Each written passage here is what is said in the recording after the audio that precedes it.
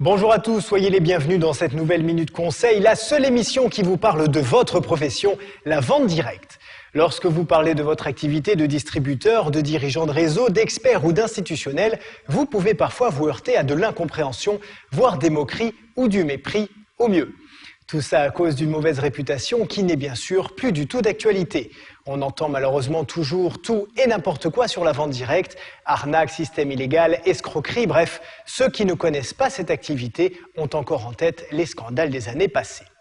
Or, soyons clairs, la vente directe est un vrai métier, reconnu par le ministère de l'Économie et de l'Emploi en plus, et n'a plus rien à voir avec les entreprises malveillantes qui ont terni l'image du métier dans les années 90. Pour être encore plus clair, voici les différences fondamentales entre la vente directe et ce que l'on appelle la vente pyramidale, rappelons-le, totalement interdite. Dans la vente pyramidale, il n'y a pas de produit à vendre comme annoncé. Le profit de l'entreprise provient uniquement du recrutement de nouveaux membres. Quand ils entrent dans le réseau, ils s'acquittent d'un droit d'entrée. Le recruteur direct touche alors une partie de cette somme, l'autre étant distribué à la chaîne de recruteurs qui se situe dans le haut de la pyramide. La vente directe, c'est bien sûr totalement différent. L'activité est basée sur la vente d'un produit ou d'un service et non sur le recrutement de nouveaux vendeurs. Voilà déjà une différence fondamentale. L'investissement ensuite. Il y a toujours un investissement pour un nouveau distributeur, mais normalement, il ne dépasse pas 300 €.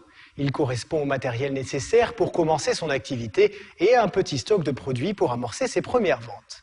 Contrairement à la vente pyramidale, où ce ne sont que ceux qui sont au sommet qui gagnent de l'argent, la vente directe offre les mêmes chances à chacun.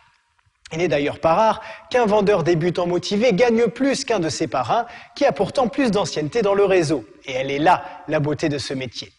Enfin, si vous voulez être sûr d'opérer le bon choix, renseignez-vous auprès de la Fédération de la vente directe. Les entreprises qui y sont adhérentes sont clean à 100%.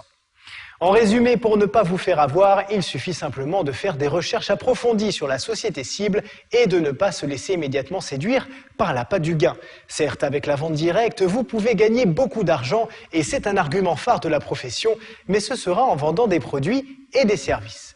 Voilà, c'est la fin de cette Minute Conseil. Bon succès à tous et à bientôt.